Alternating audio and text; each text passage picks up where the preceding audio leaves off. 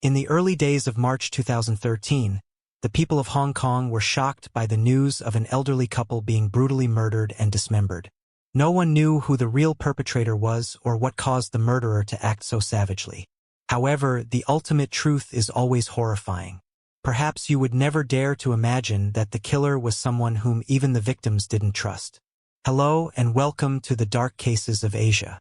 On March 5, 2013, an article titled "Searching for Missing Parents" went viral across Hong Kong's social media. The authors of this post were two cousins, Chu Kai-ing and Chu Kai-leung. The post stated that they had lost contact with their parents since March 2nd and were hoping netizens could help. The father, named Chu Rong-ji, 65 years old, and the mother, named Xiao Yan, 64 years old, were reported missing while traveling together. Chu Kai-leung mentioned that on March 2nd, their parents attended an afternoon tea party at a hotel in Wong Chuk Heng. By the end of the day, they told him they would be heading to the mainland to visit, and they had not been heard from since. When they were last seen, Mr. Chu Rong-ji was wearing a blue suit, and Mrs. Xiao Yan was wearing a light-colored wool sweater. The sudden disappearance of the elderly couple in broad daylight caught the attention of netizens. Many people shared the post in hopes of helping the two cousins find their parents quickly. Since they had relatives in the mainland, the two cousins called them to inquire about their parents' whereabouts. But there was still no result. The next morning, realizing that no positive news had come, the younger sibling called the police. Upon receiving the missing person report from the two cousins, the police quickly investigated the immigration documents of Mr. Chu Rong-ji and Mrs. Xiao Yan. However, strangely, they had not left Hong Kong at all. Surveillance cameras at the airport did not capture any footage of the couple. There were only two possibilities. 1, the Chus were kidnapped on their way to the airport, or 2, the Chus lied to their children about going to the mainland for some reason. However, the second possibility seemed completely illogical, as the couple had no reason to lie about where they were going. If they didn't want to disclose their plans, they could have simply refused to answer. This case would become complicated because both the police and the media were involved, so please listen carefully to avoid any confusion. Later that day, a group of journalists went to the house and interviewed the two cousins about the details of the case. When speaking to the media, the younger cousin, Chu Kai-leung, seemed very distressed. Unable to hide his sadness, he cried on live television. Chu Kai-leung explained that their family was financially stable and had no conflicts with anyone. He didn't believe it was a kidnapping, as argued by the police, because days had passed, and the two cousins had not received any ransom calls. If it had been a kidnapping, the criminals would have contacted them before the police intervened. Another possibility raised was that the criminals might have kidnapped them for money, given that Mr. and Mrs. Chu had a substantial amount in their accounts. However, this could not be the case either, because the two cousins checked their father's account at the bank and found no significant transactions, either before or after their parents disappeared. This meant that both of the police's theories were incorrect. What really happened to Mr. and Mrs. Chu? This situation caused a media frenzy. Some people speculated that the couple had been killed by the murderer, as they couldn't get any money from them. Some people speculated that this was a personal grudge, and others even suggested that the couple's two sons had killed their parents, just like in detective movies. Thousands of doubts arose on the internet, while in reality, the police were working tirelessly to find any leads. In order to clarify the situation, the police had no choice but to disregard all previous information from the media and public opinion, and once again asked the two cousins, Chu Kai-ing and Chu Kai-leung, to recount the details of the case. First, the younger cousin, Chu Kai-leung, was interviewed. Leung, the youngest child in the family, had always been shy and introverted since childhood. His parents had loved him deeply and invested a lot of money in his education. When he grew up, Mr. and Mrs. Chu sent him to study abroad in Australia. Later, after returning to the country, he had various jobs, but recently, he had quit working to focus on finding a new direction in life.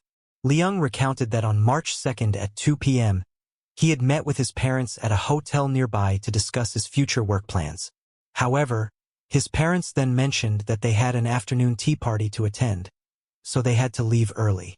By the end of the day, His parents called and said they had work in the mainland and would not return home for a few days, reminding the two cousins to eat on time. Since then, Liang had lost contact with his parents.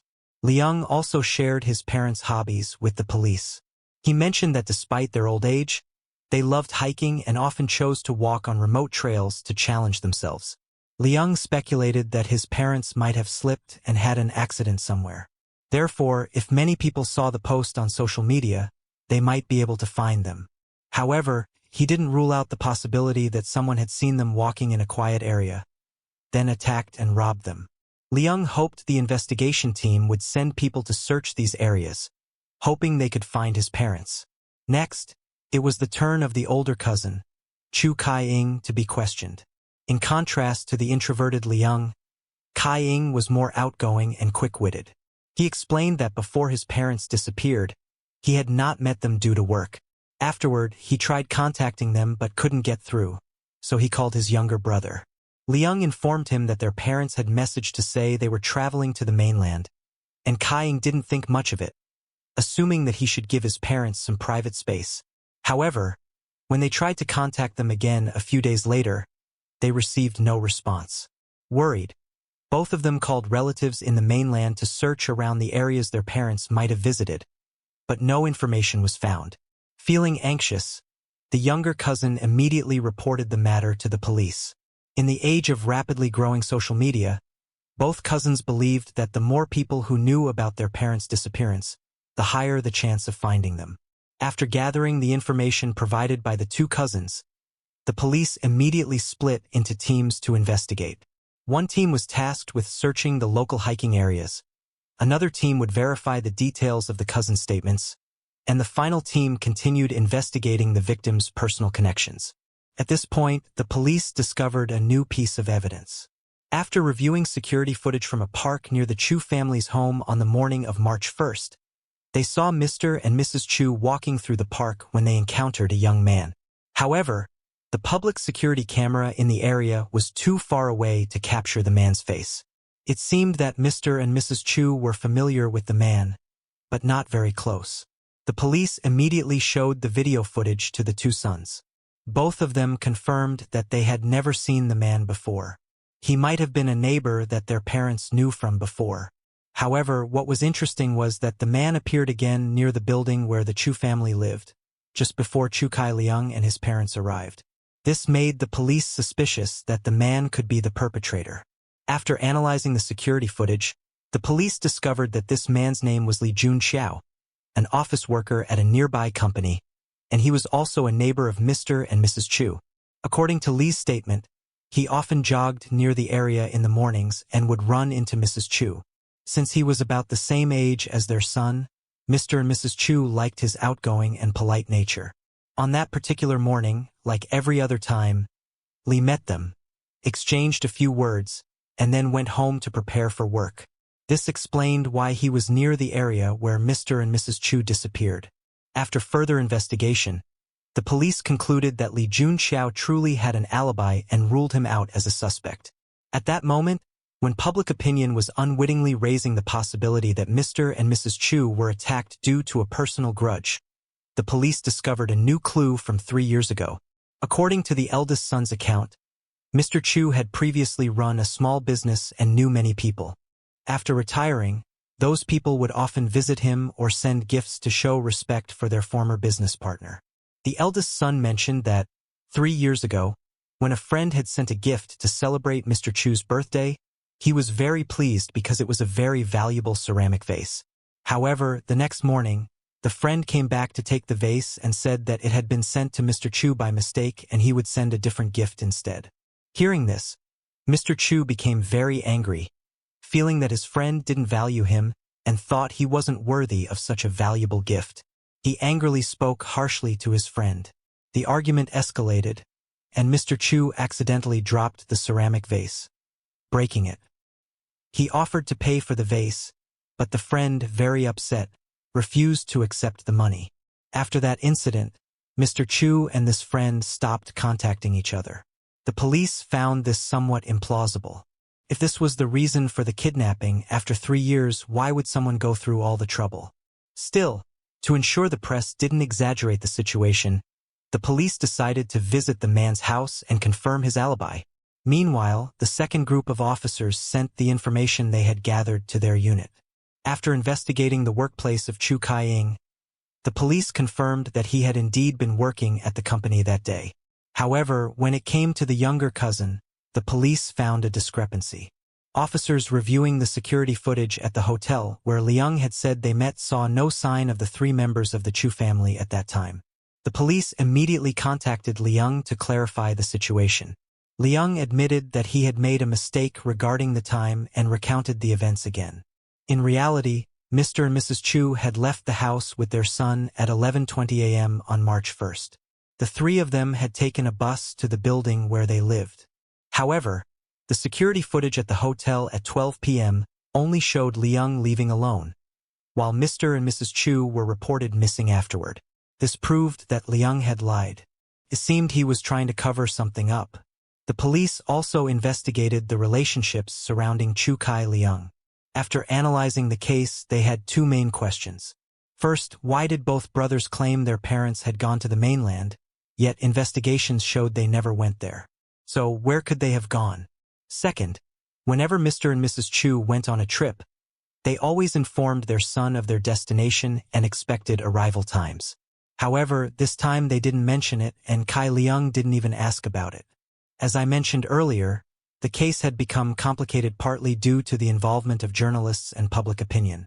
Once the interviews with the two brothers were broadcast, thousands of comments flooded in, ranging from sympathy to malicious accusations.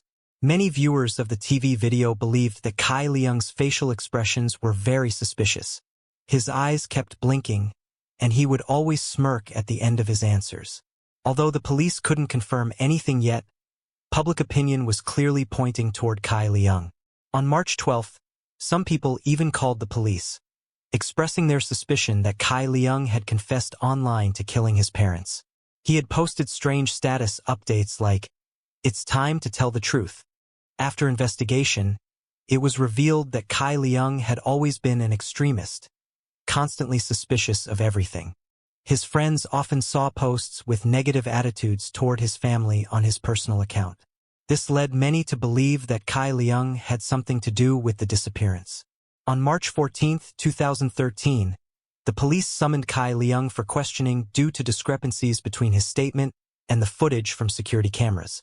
At this point, Kai-liang was evasive, focusing only on family relations and not mentioning anything about the events of March 2nd.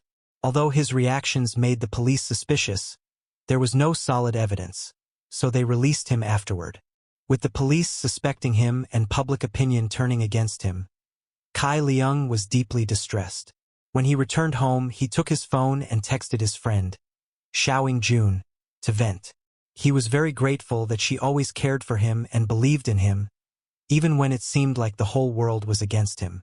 When his older brother, Kai-ying, heard that the police were suspicious of his younger brother, he immediately spoke up in his defense. He said that Kai-liang was very shy and reluctant to talk to anyone. The family had noticed that he had some psychological issues in the past, so they had tried to help him step out of his own dark world. For him to stand in front of the camera and call for the public's help in searching for their parents was an immense effort on his part. He didn't believe his younger brother could commit such a terrible act. So what do you think? Do you believe Kai-liang is truly the culprit behind this disappearance? If he's not, then why would he lie about the time he met his parents and where he was after that? Or is he covering up for someone else?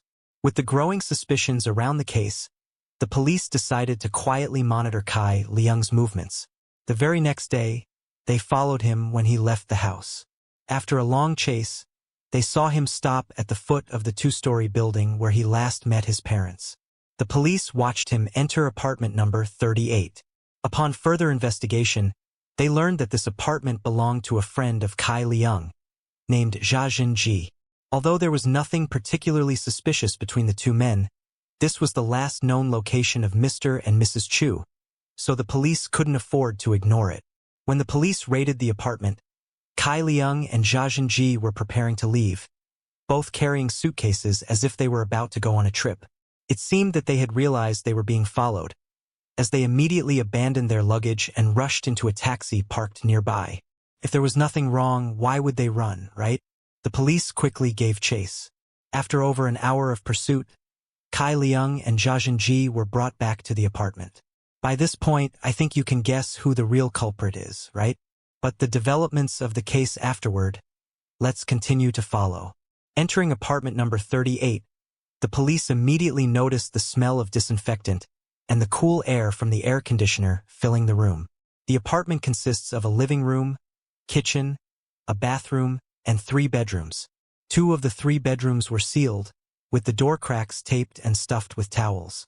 In the living room, the police found a stroller, 2 bags of cement, a bag of desiccant, a packet of activated charcoal, and more than a dozen pairs of work gloves. There were many bloodstains on the walls and some other items.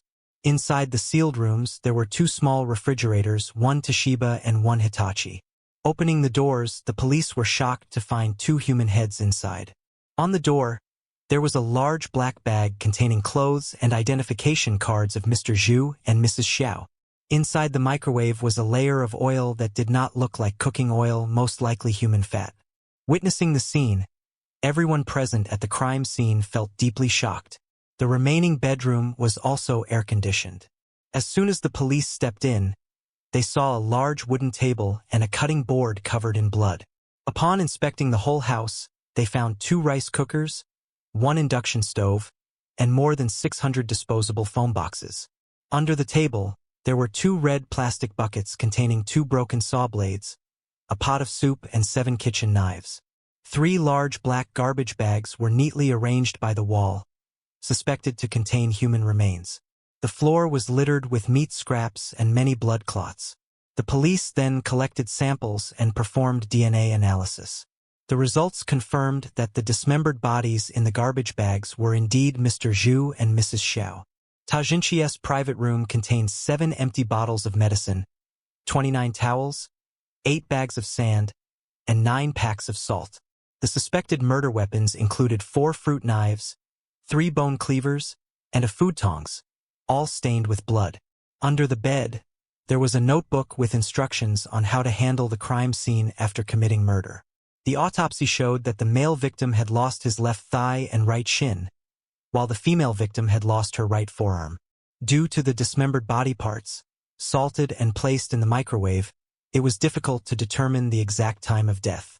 Mr. Zhu had a wound on his neck, and Mrs. Xiao had a stab wound to the chest along with 6 wounds on her chin. The police suspected that both victims were attacked with sharp objects and died instantly.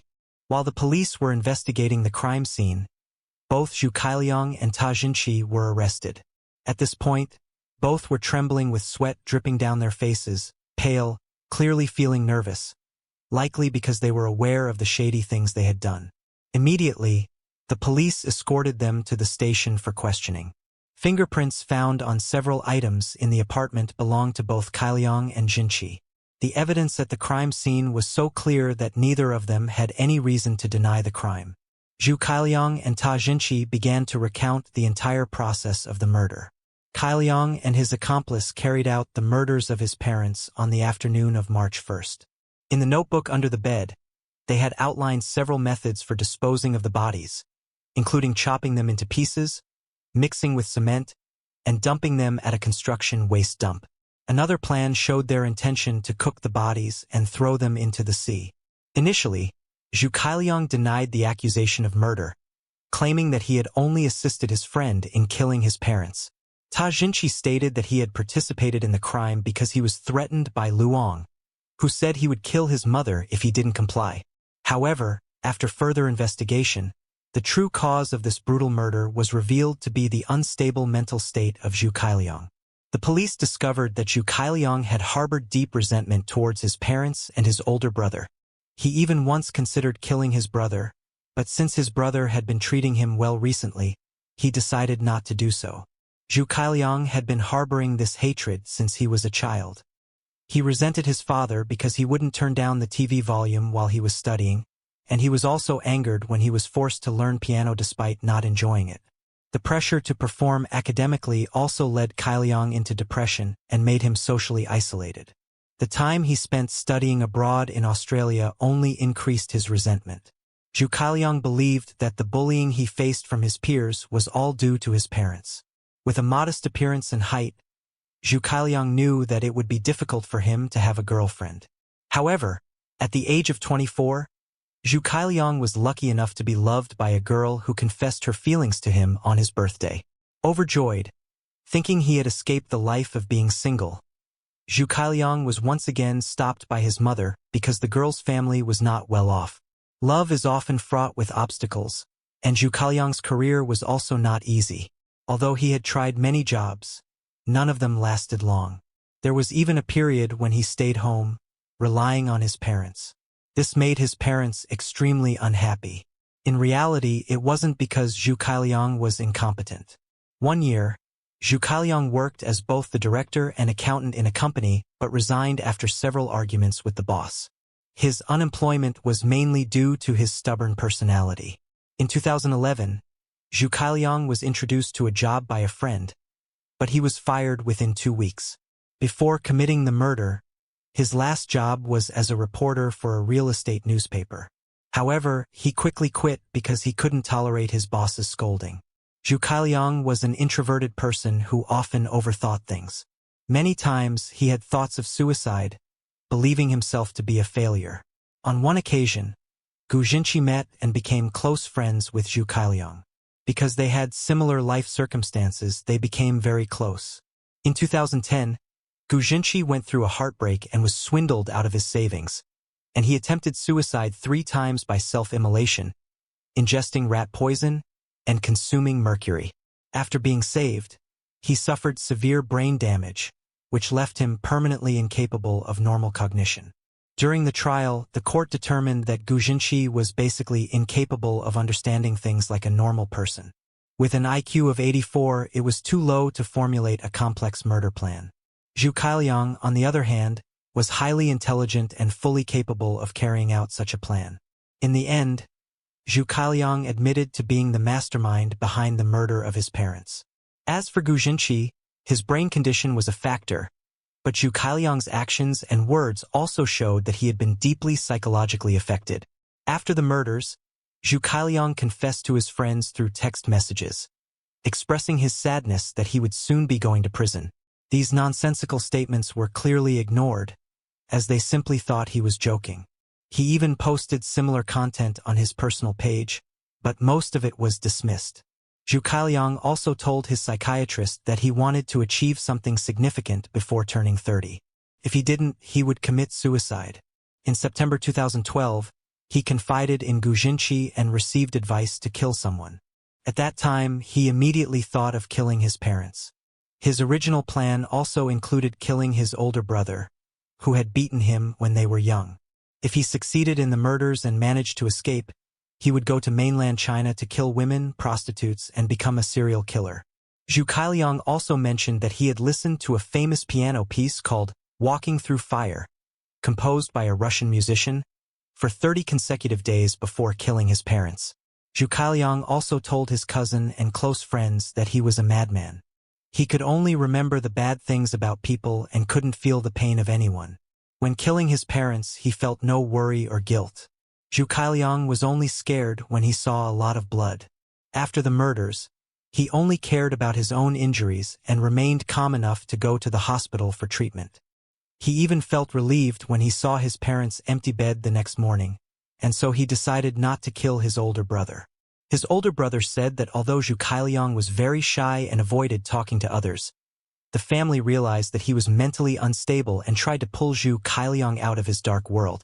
Zhu Kailiang lived in his own world, thinking in his own way, and believed that the world owed him many things.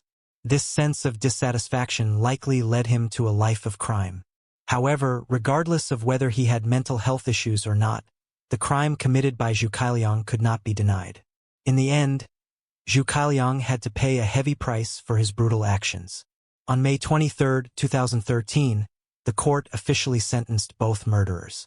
Gu Jinqi, due to his abnormal mental condition and his lack of direct involvement in the murders, was sentenced to 1 year in prison. As for Zhu Kailiang, although Hong Kong had officially abolished the death penalty at the time, Zhu Kaliang received two punishments. One was life imprisonment and the other was the punishment of his own conscience. Zhu Kaliang blamed all his dissatisfaction in life on his parents but never reflected on himself. Intelligent yet extreme, the case today is hard to explain or judge. However, the crime committed by the perpetrator is undeniable. What do you think about this case? Leave your comments below for us. Thank you for joining us today. See you in the next video. Please like and subscribe to the Dark Cases of Asia to hear about true crime cases around the world.